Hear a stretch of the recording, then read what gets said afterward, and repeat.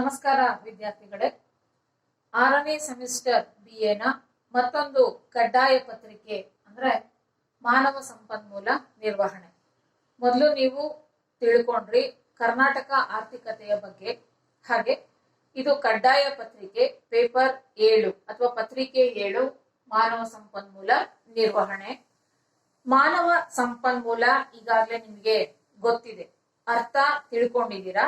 ಹಿಂದಿನ ತರಗತಿಗಳಲ್ಲಿ ಅಂದ್ರೆ ನೀವು 5ನೇ ಸೆಮಿಸ್ಟರ್ ಓದ್ತಾ ಇರ್ಬೇಕಾದ್ರೆ ಈ ಮಾನವ ಸಂಪನ್ಮೂಲದ ನಿರ್ವಹಣೆ, ಮಾನವ ಸಂಪನ್ಮೂಲ ಏನು, ಅರ್ಥ, ಲಕ್ಷಣಗಳು, ಪ್ರಾಮುಖ್ಯತೆ, ಪ್ರತಿಯೊಂದು ಅಂಶವನ್ನ ನೀವು ತಿಳ್ಕೊಂಡಿದ್ದೀರಾ. ಮತ್ತೊಮ್ಮೆ ಇದರ ಬಗ್ಗೆ ಬೆಳಕನ್ನ ಚೆಲ್ಲುವ ಒಂದು ಪ್ರಯತ್ನವನ್ನ ಮಾಡೋಣ.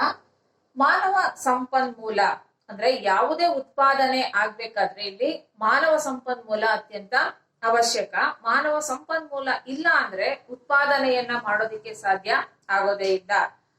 ಮಾನವ ಸಂಪನ್ಮೂಲ ಅಂದ್ರೆ ಜನರಲ್ಲಿ ಇರುವಂತಹ ಪ್ರತಿಭೆ, ಜಾಣ್ಮೆ ಅಥವಾ ಕ್ರಿಯಾಶೀಲತೆ, ಬುದ್ಧಿಶಕ್ತಿ, ಚತುರತೆ, ಇವೆಲ್ಲವೂ ಒಳ್ಳೆಯ ಗುಣಲಕ್ಷಣಗಳನ್ನ ಮಾನವ ಸಂಪನ್ಮೂಲ ಅಂತ ನಾವು ಕರಿತೀವಿ.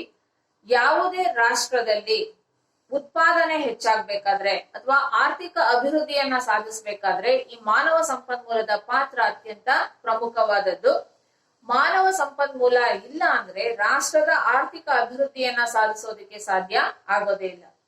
ಹಾಗೆ ಈಗಾಗಲೇ ನಿಮಗೆ ವ್ಯತ್ಯಾಸನ ಗೊತ್ತಿದೆ. ಮಾನವ ಸಂಪನ್ಮೂಲ ಮತ್ತು ಜನಸಂಖ್ಯೆಗೆ ಇರುವ ವ್ಯತ್ಯಾಸವನ್ನ ಹಲವಾರು ಬಾರಿ ತಿಳಿಸಿದ್ದೀನಿ. ಜನಸಂಖ್ಯೆ ಅಂದ್ರೆ ಎಲ್ಲವನ್ನ ಒಳಗೊಂಡಿರತ್ತೆ. ಸಣ್ಣ ಮಕ್ಕಳು, ಅನಾರೋಗ್ಯವಂತರು, ಅಂಗವಿಕಲರು, ವಯಸ್ಸಾದವರು, 60ಕ್ಕಿಂತ ಮೇಲ್ಪಟ್ಟವರು, ದುಡಿಯಲು ಶಕ್ತರಿಲ್ಲದವರು, ಮತ್ತೆ ಅಜ್ಞಾನಿಗಳು, ಬುದ್ಧಿಮಾಂದ್ಯರು, ಹಾಗೆ ಅನಕ್ಷರಸ್ಥರು ಎಲ್ಲರೂ ಸಹ ಸೇರ್ಕೊಂಡು ನಾವು ಜನಸಂಖ್ಯೆ ಅಂತ ಕರಿತೀವಿ. ಆದ್ರೆ ಮಾನವ ಸಂಪನ್ಮೂಲ ತುಂಬಾನೇ ವ್ಯತ್ಯಾಸದಿಂದ ಕೂಡಿದೆ. ಜನಸಂಖ್ಯೆಗೂ ಮಾನವ ಸಂಪನ್ಮೂಲಕ್ಕೂ ಅಜಗಜಾಂತರವಾದ ವ್ಯತ್ಯಾಸ ಇದೆ. ಮಾನವ ಸಂಪನ್ಮೂಲ ಅಂದ್ರೆ ಜನರಲ್ಲಿರುವ ಉತ್ತಮ ಗುಣಲಕ್ಷಣಗಳು. ಆರೋಗ್ಯ ಚೆನ್ನಾಗಿರ್ಬೇಕು, ಎಲ್ಲರೂ ಸಹ ಉತ್ತಮ ಶಿಕ್ಷಣವನ್ನ ಪಡ್ಕೊಂಡಿರ್ಬೇಕು, ಹಾಗೆ ಜಾಣ್ಮೆ, ಪರಿಣಿತಿ, ಅನುಭವ, ಮೇಧಾವಿತನ, ಹಾಗೆ ಕ್ರಿಯಾಶೀಲತೆ, ಸೃಜನಾತ್ಮಕತೆ, ಈ ಎಲ್ಲ ಉತ್ತಮ ಗುಣಲಕ್ಷಣಗಳ ಇರುವ ಒಂದು ಜನಸಂಖ್ಯೆಯನ್ನ ನಾವು ಮಾನವ ಸಂಪನ್ಮೂಲ ಅಂತ ಕರಿತೀವಿ. ಈ ರೀತಿಯ ಮಾನವ ಸಂಪನ್ಮೂಲ ಒಂದು ರಾಷ್ಟ್ರದ ಆರ್ಥಿಕ ಅಭಿವೃದ್ಧಿಗೆ ಅತ್ಯಂತ ಅವಶ್ಯಕವಾಗಿದೆ. ಮಾನವ ಸಂಪನ್ಮೂಲ ಅಂದ್ರೆ ಜನರಲ್ಲಿನ ಪ್ರತಿಭೆ, ಪರಿಣಿತಿ, ಕ್ರಿಯಾತ್ಮಕ ಗುಣ ಇವೆಲ್ಲವೂ ಸಹ, ಹಾಗೆ ಉತ್ಪಾದನಾ ಸಾಮರ್ಥ್ಯ, ಇವೆಲ್ಲವನ್ನ ನಾವು ಮಾನವ ಸಂಪನ್ಮೂಲ ಅಂತ ಕರಿತೀವಿ. ಮೈಕೆಲ್ ಜೆ ಜೂಸಿಯಸ್ ಈ ಅರ್ಥಶಾಸ್ತ್ರಜ್ಞರ ಅಭಿಪ್ರಾಯದಲ್ಲಿ ಮಾನವ ಸಂಪನ್ಮೂಲ ಅಂದ್ರೆ ಪರಸ್ಪರ ಸಂಬಂಧ ಹೊಂದಿರುವ, ಪರಸ್ಪರ ಅವಲಂಬಿತವಾಗಿರುವ ಮತ್ತು ಪರಸ್ಪರ ಕ್ರಿಯೆಯಲ್ಲಿ ತೊಡಗಿರುವ ದೈಹಿಕ, ಮಾನಸಿಕ, ಸಾಮಾಜಿಕ ಮತ್ತು ನೈತಿಕ ಅಂಶಗಳ ಸಮೂಹವೇ ಮಾನವ ಸಂಪನ್ಮೂಲಗಳಾಗಿವೆ. ನೋಡಿ, ಇಲ್ಲಿ ಮಾನವ ಸಂಪನ್ಮೂಲ ಅಂದ್ರೆ ಪರಸ್ಪರ ಸಂಬಂಧವನ್ನ ಹೊಂದಿರೋದು. ಒಂದು ಕಾರ್ಖಾನೆ ಅಥವಾ ಕೈಗಾರಿಕೆಯಲ್ಲಿ, ಒಂದು ಉದ್ಯೋಗದಲ್ಲಿ ತೊಡಗಿರುವ ಜನರ ನಡುವೆ ಸಂಬಂಧ ಇರುತ್ತೆ. ಒಬ್ಬರನ್ನೊಬ್ಬರು ಅವರು ಅವಲಂಬಿತರಾಗಿರ್ತಾರೆ. ಹಾಗೆ ಯಾವುದಾದ್ರೂ ಒಂದು ಕ್ರಿಯೆ ಅಂದ್ರೆ ಒಂದು ಕೆಲಸದಲ್ಲಿ ತೊಡಗಿರ್ತಾರೆ. ಯಾವ ರೀತಿಯ ಒಂದು ಕೆಲಸಗಳನ್ನ ಅವರು ಮಾಡ್ತಿರ್ತಾರೆ ಅಂದ್ರೆ ದೈಹಿಕ ಕೆಲಸ ಕೆಲವರು ಮಾಡ್ತಿರ್ತಾರೆ, ಅಂದ್ರೆ ದೇಹಕ್ಕೆ ಶ್ರಮವನ್ನ ಕೊಡ್ತಿರ್ತಾರೆ. ಮತ್ತೆ ಕೆಲವರು ಮಾನಸಿಕ ಶ್ರಮವನ್ನ ಬಳಸ್ತಾ ಇರ್ತಾರೆ, ಹೆಚ್ಚು ಮೆದುಳಿಗೆ ಕೆಲಸವನ್ನ ಕೊಡ್ತಾ ಇರ್ತಾರೆ. ಹಾಗೆ ಸಾಮಾಜಿಕ ಮತ್ತು ನೈತಿಕ ಅಂಶಗಳ ಸಮೂಹ, ಸಮಾಜಕ್ಕೆ ಒಳಿತನ್ನ ಮಾಡುವಂತಹ ಕೆಲಸವನ್ನ ಮಾನವ ಸಂಪನ್ಮೂಲ ಮಾಡ್ತಾ ಇರುತ್ತೆ. ಜೊತೆಗೆ ನೈತಿಕ ಅಂಶಗಳು ಅಂದ್ರೆ ಒಳ್ಳೆದು, ಕೆಟ್ಟದ್ದು, ಸರಿ, ತಪ್ಪು, ಈ ಎಲ್ಲ ಅಂಶಗಳ ಉತ್ತಮ ಸಮೂಹವನ್ನ ನಾವು ಮಾನವ ಸಂಪನ್ಮೂಲ ಅಂತ ಕರಿತೀವಿ. ಇದು ಮೈಕೆಲ್ ಜೆ ಜೂಸಿಯಸ್ ಅನ್ನುವ ಅರ್ಥಶಾಸ್ತ್ರಜ್ಞರ ಅಭಿಪ್ರಾಯವಾಗಿದೆ. ಈಗ ಮಾನವ ಸಂಪನ್ಮೂಲದ ಅರ್ಥವನ್ನ ತಿಳ್ಕೊಂಡ್ವಿ. ಮಾನವ ಸಂಪನ್ಮೂಲದ ಪ್ರಮುಖ ಲಕ್ಷಣಗಳು ಏನು ಅನ್ನೋದನ್ನ ತಿಳ್ಕೊಳ್ಳೋಣ. ಪ್ರಮುಖ ಲಕ್ಷಣಗಳಲ್ಲಿ ಮೊದಲನೇದಾಗಿ ಜೈವಿಕ ಪಾರಂಪರ್ಯ ಮತ್ತು ಪರಿಸರದ ಪ್ರಭಾವ. ಅಂದ್ರೆ ಈ ಮಾನವ ಸಂಪನ್ಮೂಲ ಕೆಲವು ಲಕ್ಷಣಗಳು ಕೆಲವರಿಗೆ ಜೈವಿಕ ಪಾರಂಪರ್ಯವಾಗಿ ಬಂದಿರುತ್ತೆ, ಮತ್ತೆ ಕೆಲವರಿಗೆ ಪರಿಸರದ ಪ್ರಭಾವದಿಂದ ಕೆಲವು ಗುಣಲಕ್ಷಣಗಳು ಬಂದಿರತ್ತೆ. ಈಗ ಉದಾಹರಣೆಗೆ ಜೈವಿಕ ಪಾರಂಪರ್ಯ ಅಂದ್ರೆ ತಾತ ಮುತ್ತಾತಂದ್ರೆಲ್ಲ ಸಂಗೀತಗಾರರಾಗಿದ್ರೆ ಖಂಡಿತ ಅದು ಜೀನ್ಸ್ ಅಲ್ಲೇ ಬಂದ್ಬಿಟ್ಟಿರತ್ತೆ. ಅದು ಹುಟ್ಟು ಗುಣ ಅಂತ ಕೆಲವರು ಹೇಳ್ತಾರೆ, ಸ್ವಭಾವ ಅಂತ ಹೇಳ್ತಾರೆ. ಅದು ಅದು ಹುಟ್ಟುತ್ತಾನೆ ಆ ಜೀನ್ಸ್ ರಕ್ತದೊಳಗಡೆನೆ ಬಂದಿರತ್ತೆ. ಖಂಡಿತ ಅವರ ಮಕ್ಕಳು ಮೊಮ್ಮಕ್ಕಳು ಉತ್ತಮ ಹಾಡುಗಾರರಾಗಿರ್ತಾರೆ. ಅದು ಒಂದು ಉದಾಹರಣೆ. ಹಾಗೆ ಕೆಲವರು ರಾಜಕೀಯ ವ್ಯಕ್ತಿಗಳ ಮನೆಯಲ್ಲಿ ರಾಜಕೀಯ ವ್ಯಕ್ತಿಗಳೇ ಮುಂದುವರಿತಾರೆ. ಡಾಕ್ಟರ್ಸ್ ಮನೆಯಲ್ಲಿ ಡಾಕ್ಟರ್ಸ್, ಟೀಚರ್ಸ್ ಮನೆಯಲ್ಲಿ ಟೀಚರ್ಸ್. ಅಥವಾ ಕಲೆ, ಈಗ ಕಸೂತಿಯನ್ನ ಹಾಕೋದು ಅಥವಾ ಕುಂಬಾರಿಕೆಯನ್ನ ಮಾಡ್ತಾ ಇದ್ರೆ ಅದು ವಂಶ ಪಾರಂಪರ್ಯ. ತಂದೆ ನಂತರ ಮಗ ಆ ಕಸುಬನ್ನ ಮುಂದುವರಿಸ್ತಾನೆ. ಅದನ್ನ ನೋಡ್ತಾ ನೋಡ್ತಾ ಖಂಡಿತ ಆ ಮನೆಯಲ್ಲಿ ಇರುವಂತಹ ಮಕ್ಕಳು ಅದನ್ನ ಕಲಿತಾರೆ. ಇದು ಜೈವಿಕ ಪಾರಂಪರ್ಯ ಆಗಿರುತ್ತೆ. ಹಾಗೆ ಇಲ್ಲಿ ಜಾತಿ, ಧರ್ಮ, ಮತ್ತೆ ಶೈಕ್ಷಣಿಕ ಹಿನ್ನೆಲೆ, ಜನಾಂಗೀಯ ಹಿನ್ನೆಲೆ ಇವೆಲ್ಲ ಅಂಶಗಳು ಸಹ ಪ್ರಭಾವವನ್ನ ಬೀರುತ್ತೆ. ಈಗ ತಂದೆ ತಾಯಿಗಳು ಅನಕ್ಷರಸ್ಥರಾಗಿರ್ತಾರೆ, ಆದ್ರೆ ಅಕ್ಕಪಕ್ಕ ಮನೆಯಲ್ಲಿ ಯಾರಾದ್ರೂ ಓದಿರೋ ಮಕ್ಕಳು ಯಾರಾದ್ರೂ ಇತ್ತು ಅಂದ್ರೆ ಖಂಡಿತ ಅವ್ರು ಅದನ್ನ ನೋಡಿ ನಮ್ಮ ಮಕ್ಕಳನ್ನ ನಾವು ಓದಿಸ್ಬೇಕು. ಇದು ಪರಿಸರದ ಪ್ರಭಾವ.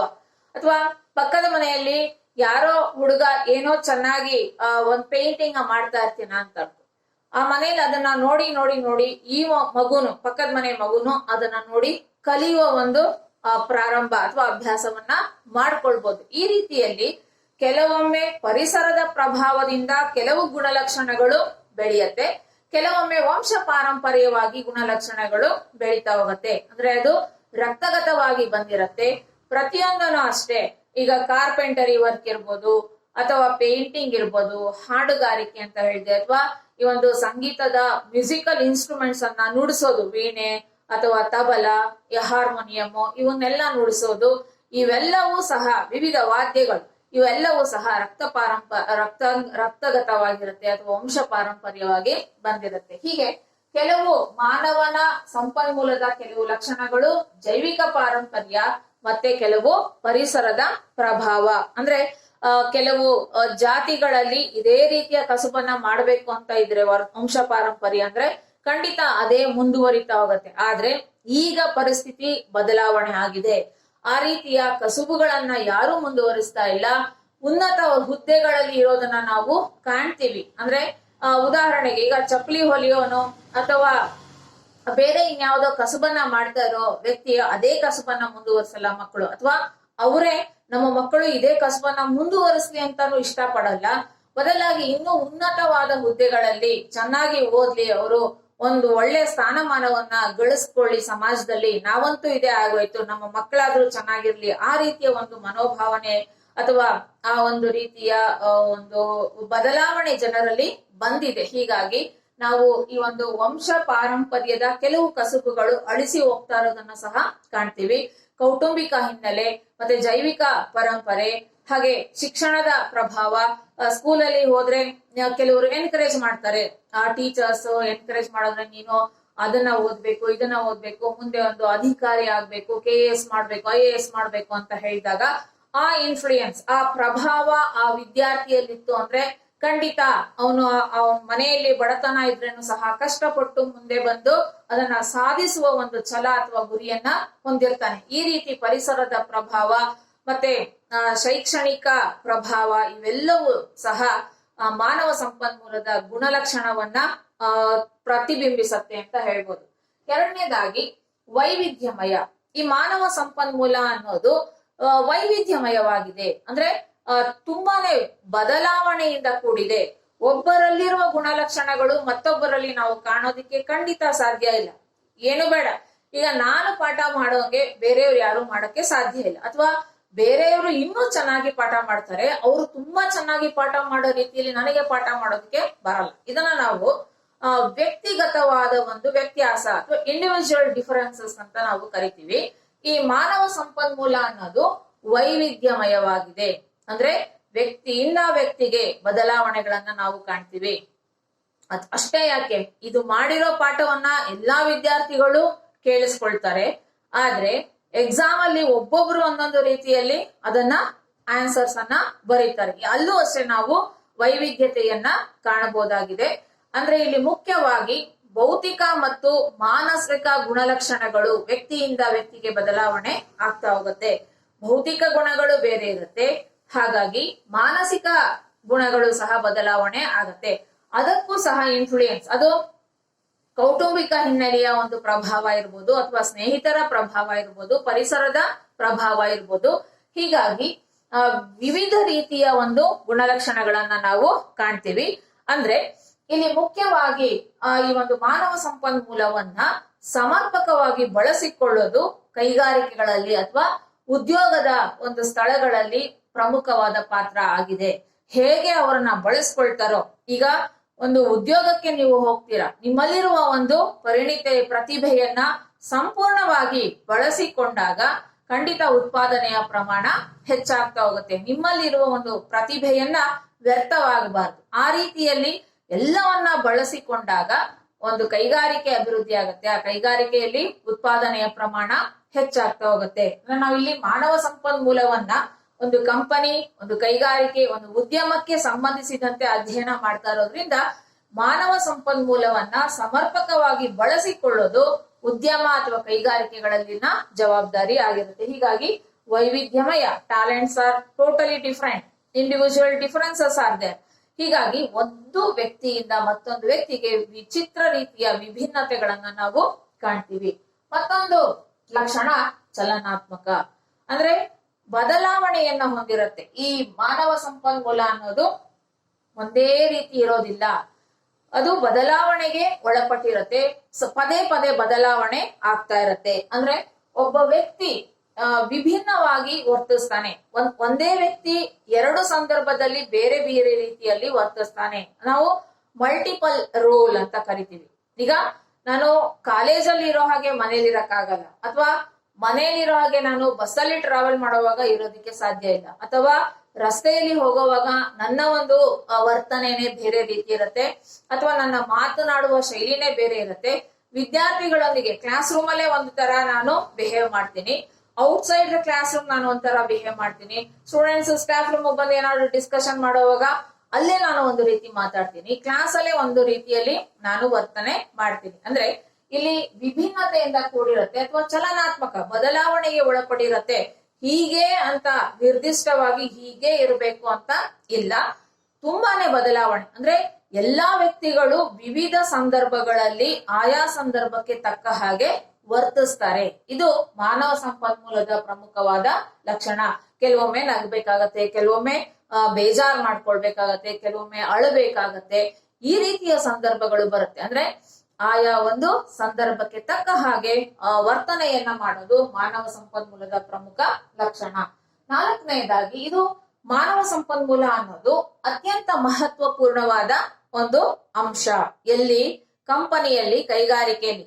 ಬೇರೆ ಎಲ್ಲಾ ಉತ್ಪಾದನಾಂಗಗಳಿಗೆ ಹೋಲಿಸಿಕೊಂಡಾಗ ಮಾನವ ಸಂಪನ್ಮೂಲ ಅತ್ಯಂತ ಪ್ರಮುಖವಾದದ್ದು ಅಥವಾ ಅತ್ಯಂತ ಮಹತ್ವವಾದದ್ದು. ಯಾಕೆ ಅಂದ್ರೆ ಇದು ಯಾವುದು ಅಂದ್ರೆ ಬೇರೆ ಎಲ್ಲಾ ಸಂಪನ್ಮೂಲಗಳು ಸದ್ಬಳಕೆ ಆಗ್ಬೇಕಾದ್ರೆ ಮಾನವ ಸಂಪನ್ಮೂಲದಿಂದ ಮಾತ್ರ ಸಾಧ್ಯ. ಇಲ್ಲ ಅಂದ್ರೆ ಒಂದು ಕಚ್ಚಾ ಸಂಪನ್ಮೂಲಗಳು ಹಾಗೆ ಇರುತ್ತೆ, ಹಣಕಾಸಿನ ಸಂಪನ್ಮೂಲನೂ ಹಾಗೆ ಇರತ್ತೆ.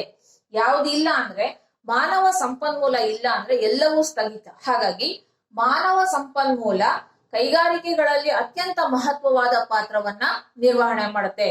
ಮಾನವ ಸಂಪನ್ಮೂಲ ಇಲ್ಲ ಅಂದ್ರೆ ಉತ್ಪಾದನೆ ಶೂನ್ಯ. ಹಾಗಾಗಿ ಇದಕ್ಕೆ ಅತ್ಯಂತ ಮಹತ್ವವಾದ ಒಂದು ಆದ್ಯತೆಯನ್ನ ನೀಡಲಾಗಿದೆ. ಐದನೆಯ ಲಕ್ಷಣ ಅಂದ್ರೆ ಬೆಳೆಯುವ ಸಾಮರ್ಥ್ಯ. ಮಾನವ ಸಂಪನ್ಮೂಲಕ್ಕೆ ಬೆಳೆಯುವ ಸಾಮರ್ಥ್ಯ ಇದೆ. ಅಂದ್ರೆ ನೀವು ಹೆಚ್ಚು ಹೆಚ್ಚು ಅದಕ್ಕೆ ಪೋಷಣೆಯನ್ನ ಕೊಟ್ಟಂಗೆ, ಪ್ರೋತ್ಸಾಹವನ್ನ ಕೊಟ್ಟಂತೆ ಬೆಳೀತಾ ಹೋಗುತ್ತೆ. ಉದ್ಯೋಗಿಗಳಿಗೆ ತರಬೇತಿಯನ್ನ ಕೊಡೋದು, ಅಥವಾ ಇನ್ನಷ್ಟು ಉನ್ನತ ಶಿಕ್ಷಣವನ್ನ ಕೊಡೋದು, ಅಥವಾ ಎಕ್ಸ್ಪೋಜರ್, ಅವರಿಗೆ ಬೇರೆ ಬೇರೆ ರೀತಿಯ ಅವಕಾಶಗಳನ್ನ ಕೊಟ್ಟಾಗ ಅದನ್ನೆಲ್ಲ ನೋಡ್ತಾರೆ, ಕಲಿತಾ ಹೋಗ್ತಾರೆ. ಇನ್ನಷ್ಟು ಬೆಳೆಯುವ ಒಂದು ಸಾಮರ್ಥ್ಯ, ಅವರ ಒಂದು ಪ್ರತಿಭೆ, ಅವರ ಒಂದು ಸೃಜನಾತ್ಮಕತೆ ಅಥವಾ ಅವರಲ್ಲಿನ ಕ್ರಿಯಾಶೀಲತೆ ಇವೆಲ್ಲವೂ ಸಹ ಹೆಚ್ಚಾಗತ್ತೆ. ಯಾವಾಗ ಬೆಳೆಯುವ ಸಾಮರ್ಥ್ಯ ಮಾನವ ಸಂಪನ್ಮೂಲಕ್ಕೆ ಇದೆ, ಅವರಿಗೆ ನೀವು ಪ್ರೋತ್ಸಾಹವನ್ನ ಕೊಡಿ, ಇನ್ನಷ್ಟು ಹೆಚ್ಚಿನ ಒಂದು ಬೆಳೆಯುವ ಅವಕಾಶವನ್ನ ಕೊಟ್ಟಾಗ ಖಂಡಿತ ಉದ್ಯೋಗಿಗಳು ಅವುಗಳನ್ನೆಲ್ಲವನ್ನ ಬಳಸ್ಕೊಳ್ತಾರೆ. ಅದರಿಂದ ಅವರ ಒಂದು ಪ್ರತಿಭೆ ಇನ್ನಷ್ಟು ಹೆಚ್ಚಾಗತ್ತೆ. ಅದರಿಂದ ಈ ಒಂದು ಉದ್ಯೋಗಕ್ಕೆ ಅಥವಾ ಕಂಪನಿಗೆ ಲಾಭ ಆಗತ್ತೆ. ಅವರು ಯಾವುದೋ ಒಂದು ಹೊಸದಾದ ಒಂದು ಅನ್ವೇಷಣೆಯನ್ನ ಮಾಡಬಹುದು, ಅಥವಾ ಹೊಸ ಹೊಸ ಸಂಶೋಧನೆಗಳನ್ನ ಮಾಡ್ತಾ ಹೋಗ್ಬೋದು, ನವ ಪ್ರವರ್ತನೆಗಳನ್ನ ಕೈಗೊಳ್ಬಹುದು. ಹಾಗಾಗಿ ಅದು ಕಂಪನಿಗೆ ಲಾಭದಾಯಕವಾಗತ್ತೆ. ಯಾರೂ ಮಾಡದೇ ಇರೋ ಒಂದು ಸಾಧನೆಯನ್ನ ಈ ಕಂಪನಿಯಲ್ಲಿರುವ ವ್ಯಕ್ತಿಗಳು ಅಥವಾ ಉದ್ಯೋಗಿಗಳು ಮಾಡಿದ್ರು ಅಂದ್ರೆ ಅದು ಆ ಒಂದು ಕಂಪನಿಗೆ ಕ್ರೆಡಿಟ್. ಹೀಗಾಗಿ ಬೆಳೆಯುವ ಸಾಮರ್ಥ್ಯ ಇರೋದು ಕೇವಲ ಮಾನವ ಸಂಪನ್ಮೂಲಕ್ಕೆ ಮಾತ್ರ.